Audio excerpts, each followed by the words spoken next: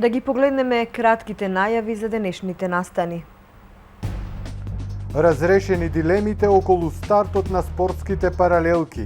Интересот голем, но мал број ученици ја задоволија ригорозната селекција. Со пригодна свеченост во Охрид одбележан Меѓународниот ден на мирот.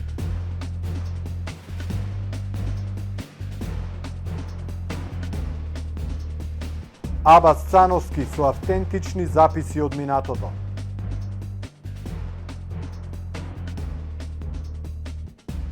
Ракометниот клуб Охрид годинава влегува со поголеми амбиции и поголем буџет во Суперлигата. Шкотска останува дел од Велика Британија.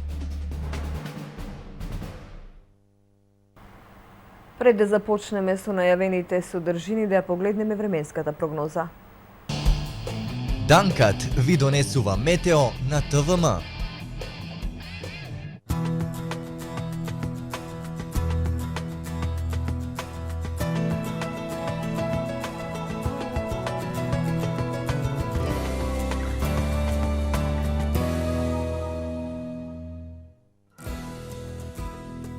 Денеска во Охрид имавме претежно сончево време. Беше измерена максимална дневна температура на воздухот од 25 степени Целзиусови. Дуваше умерен ветар од западен правец. Утре во поголем дел од Европа ќе биде умерено облачно и нестабилно со врнежи од дожд и грмотевици. Претежно сончево со локална облачност ќе биде во источна и југоисточна Шпанија, Шведска, Финска и источна Европа. Најтопол европски главен град ќе биде Рим со температура до 30 степени, а најстуден Осло со 17 степени. На Балканскиот полуостров ќе биде умерено облачно и нестабилно со врнежи од дожд и грмотевици. Претежно сончево ќе биде само на југ од Албанија и во поголемиот дел од Грција. Дневните температури ќе се движат од 22 до 26 степени. Во Македонија во сабота во утринските часови ќе има појава на слаба магла. Предпладне ќе биде умерено облачно со сончеви периоди, а попладне нестабилно со врнежи од дожд и грмотевици. Утринските температури ќе се движат од 7 до 15 степени, а максималните дневни ќе достигнат до 29 степен. Во Скопје утре предпладне ќе биде умерено облачно со сончеви периоди, а попладне нестабилно со врнежи од дожд. Утринските температури од 12 степени, а максималната дневна ќе достигне до 26 степен.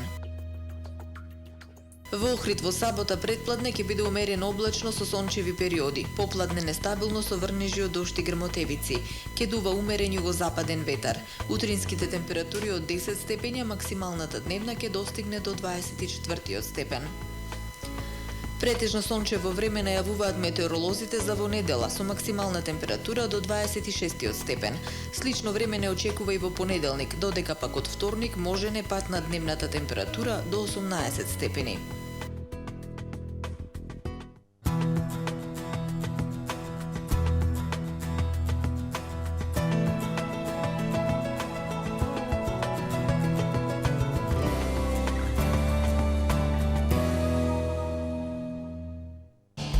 Гледавте метео во соработка со Данкат, село Мислешево, Струга.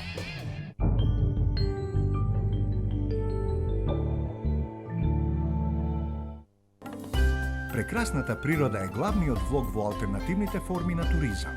За туристот таа е воздух, слобода, спокој. Отпадоците не се вклопуваат во таа слика. Да ја чуваме природата чиста. Лесно е. Обиди се. Алтернативен туризам. За тебе, за сите.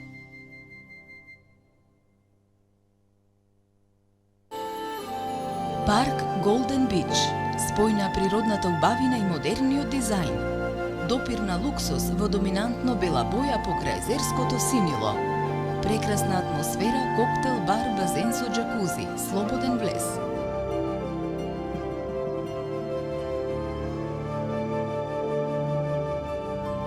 Туристичкиот комплекс Парк врши продажба на апартмани од 1750 евра за метар квадратен. Почувствувај го сонцето на златната плажа.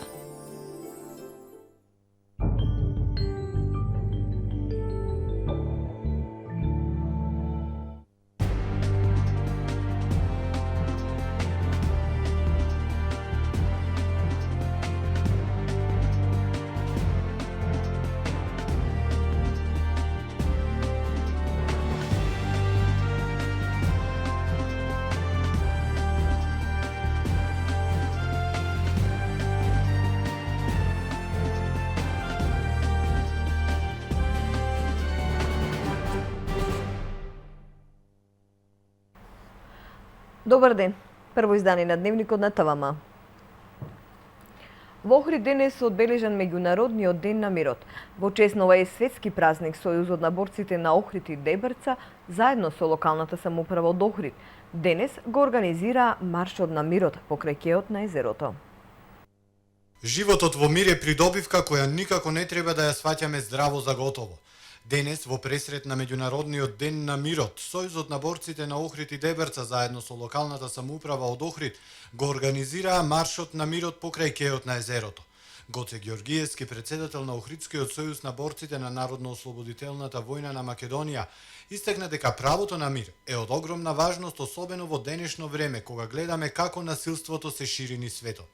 Тој додаде дека за да создадеме мир, мора да ги увидиме последиците од војувањата на секаде низ светот денес. Поради тоа што војните започнуваат во умовите на луѓето, токму таму треба да се изгради одбраната на мирот. Ова изјава, запишана од земјите членки основачи на УНЕСКО, во време кога светот се опоравувал од урнатините од Втората светска војна, важи до ден денес. Во 2001 година Генералното собрание на Обединетите нации донесе резолуција со која се покануваа сите држави членки на Обединетите нации, регионални и невладини организации и индивидуи да го одбележат на соодветен начин овој ден, вклучувајќи ја тука воспитната и јавната свест во иднина да се прославува 21 септември како светски ден на мирот и глобален прекин на огнот и на насилството, истиот да представува покана до сите нации и луѓе да го одбележат и да прекинат со насилствата за време траењето на тој ден, истакна Никола Стефановски, подпредседател на Сојузот на борците на Охрид и Дебрца. За жал, низ целата година најмногу се зборува за воени действија. Израел, Палестина, Украина, Ирак, Иран, наваму, натаму, по цел свет. И задоволство е да позборуваме за мирот, за овие дечиња што се овде денес присутни, се работи за нив, за нивната иднина, за нивната младост. Ними им треба мир за да можат да живеат со среќно детство. Светската федерација на ветераните пак овој ден го промовира во светски марш што се одржува насекаде во светот оваа година под мотото "Ветераните чекорат за мир". Сојузот на борците на Македонија како членка на Светската федерација на ветераните 6-та година е носител и организатор на овој марш на мирот во нашата земја. Одбележувањето на Меѓународниот ден на мирот е поддржано од владата на Македонија, Министерството за надворешни, Министерството за одбрана и Министерството за внатрешни работи, а годинава традиционално се приклучи и општина Охрид, истакна заменик градоначалникот на Охрид Ангел Јане. Има илјадници начини за да не се направи непријателство. Има и илјадници начини за да луѓето бидат блиски меѓу себе, да се поврзани, да си помагаат и да живееме во едно посреќно и поубаво општество. Во активностите за одбележување на Меѓународниот ден на мирот учество зедоа основните училишта од Охрид, актерите од Народниот театар и детскиот фестивал Распеано рибарче. Четворица доктори од специјалната болница за ортопедија и травматологија Свети Размо од Охрид во октомври ќе заминат на специјализација на реномирани клинички центри во Европа. На охридските доктори и на уште 17 други од повеќе клиники низ државава, денеска министерот за здравство Никола Тодоров им ги додели решенијата за специјализација и субспецијализација во Белград, Загреб, Љубљана и Нинберг. Од вкупно 21 доктор, 19 ќе заминат на доусовршување на клиники за гинекологија и кушерство, офталмологија, радиодиагностика и многу други, а 20 од нив ќе заминат на субспецијализација по кардиохирургија. Дисперзираните спортски паралелки кои се отворија во градов ги исполнија очекувањата. Во паралелката за фудбал и за ракомет кои функционираат во рамките на Средното училиште Ванчо Питошевски ќе се создава репрезентативен кадар кој ќе е носител на националните селекции. Почна да функционираат двете дисперзирани спортски паралелки. Министерството за образование заедно со Спортската академија од ова учебна година отворија една паралелка за фудбал и една за ракомет во рамките на Средното училиште Ванчо Питошевски. Голем број дечиња се определија своето средно образование да го продолжат токму во овие паралелки, но само 30 од нив беа избрани од селекторите. Веќе ми привлекува многу ракометот. Од кога тренираш ракомет? Од 5-то деление. И што очекуваш понатаму во животот? Да станам славен ракометар. Ти се допаѓа во паралелка Да. како се организирани? Да, имаме секојдневно тренинзи, Све. Па за да ставам добар и познат ракометар. И Од кога се занимаваш со ракомет? од мојата 11 година, Што очекуваш понатаму? па да бидам успешен. Затоа што многу го сакам ракометот и сакам да играм. Од кога тренираш ракомет? Од 10 години. И што очекуваш понатаму? Па да бидам успешен ракометар. За да бидам успешен ракометар. Од кога се занимаваш со ракомет? Од 10 години. И што очекуваш понатаму? Па да играм за репрезентација и да станам успешен ракометар. Во паралелката за ракомет има 10 деца, во паралелката за фудбал има 25. Интересот беше поголем, меѓутоа критериумите низ кои поминаја децата беа многу ригорозни, 3 фази беа, значи се селектираа, се скаутираа, таму имаше меѓународни тренери, подложени тренинзите и нормално селекцијата беше со висок критериум. Од она што бев информиран, знам дека фудбалери пријавени ученици кандидати беа околу 60-тина, за ракометарите беа 30-тина, меѓутоа колку што ги исполнале критериумите, толку и се запишани во почетокот на ова учебна година. Во соработка со општината часовите ги води професионален тренер, физиотерапевт и заменик тренер кои работат со децата. Во соработка со Ракометната и Фудбалската федерација пак на Македонија, наскоро треба да им се набави опрема на децата како и потребните реквизити кои ќе им служат за обавување на практичниот дел. Тренинзите се одржуваат секој ден и тоа во салата на СРЦ Билјанин извори, а дел од нив се одвиваат и на игралиштето во училиштето Ванчо Питошевски. Имавме и на почетокот многу прашања, стравуваа доста дали ќе се отпочне со работа и дали ќе се реализира наставата. Меѓутоа, наставата функционира по гимназиско образование, значи општо образовните предмети се ги слушаат тука во училиштето, наставниот кадар е од нашето училиште.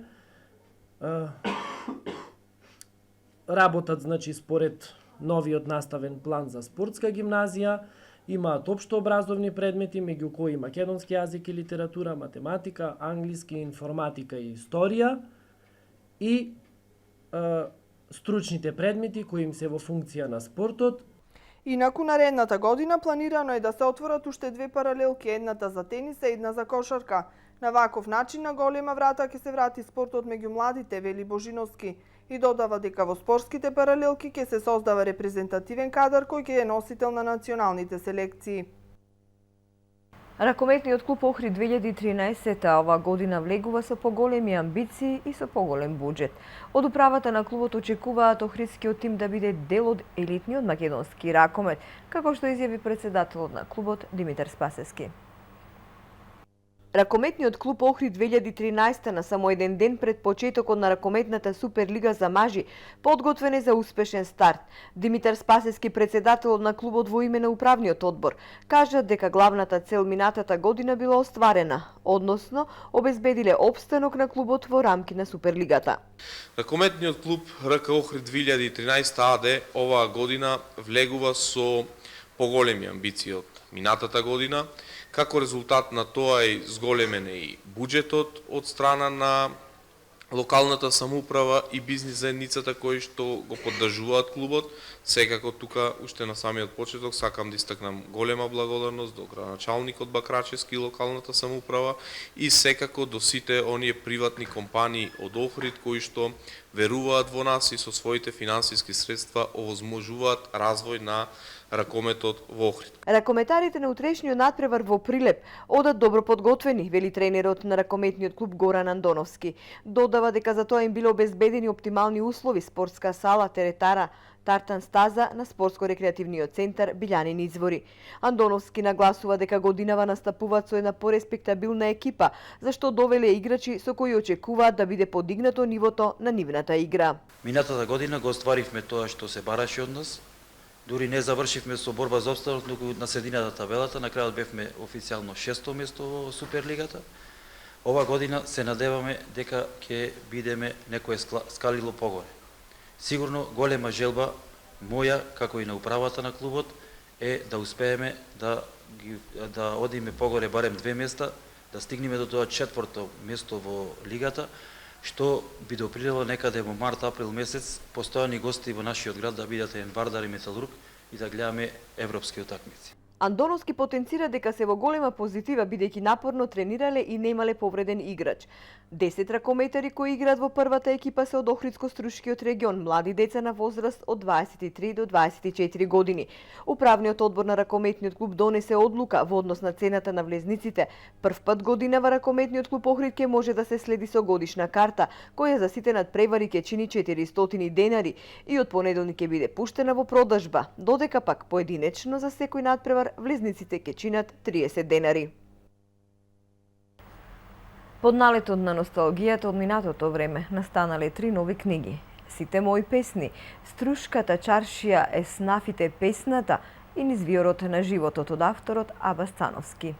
Книгите се резултат на огромната желба на авторот да се зачуваат од заборав настаните од минатото. Цановски вели случките и ликовите во неговите дела се автентични.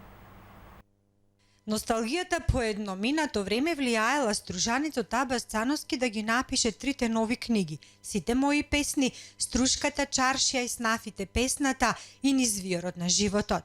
Пишувањето е неговиот живот, а желбата да ги оживее настаните од минатото за да не паднат во заборав резултирало со новите изданија.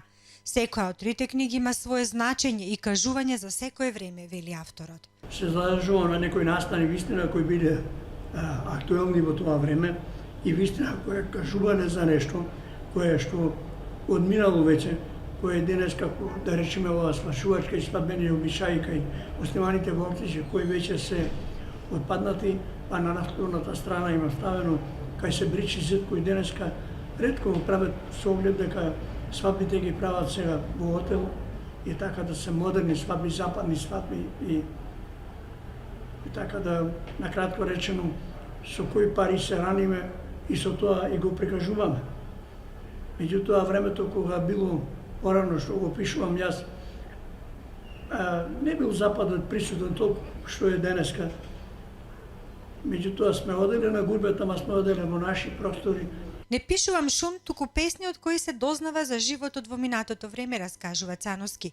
Напоменува дека во книгите ништо не додава, туку сите настани се автентични, а при тоа ги набројува некои од настаните од автобиографската книга Низвиорот на животот, од Струшката чаршија и снафите и песната или од Сите мои песни. Струшката чаршија како и во првата песна, значи што се пее народна песма на Струга, да викам да имам, јас направив песма по мој трг, да речем, значи песма за Струга, која и денеска го кажува времето кое што изминало во песната, меѓутоа само дримот останал сведок на сите тие стари премеја кои дримот со своето шуморење го кажува она што поминало, што денес го нема.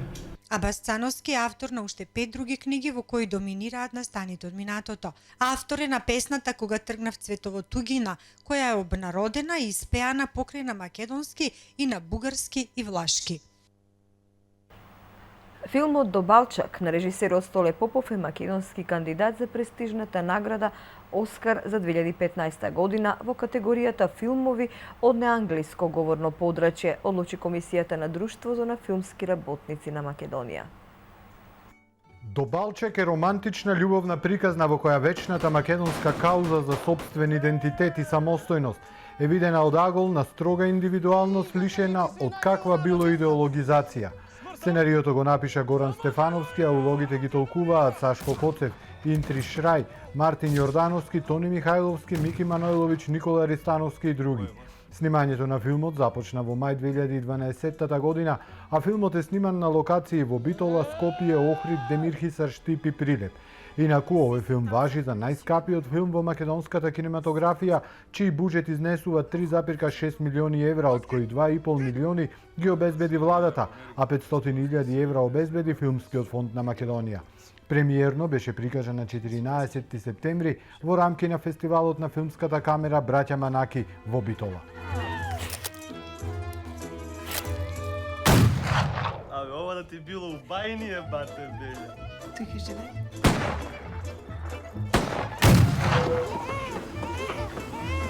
Ева те животот, ако не си спремен да умреш за него.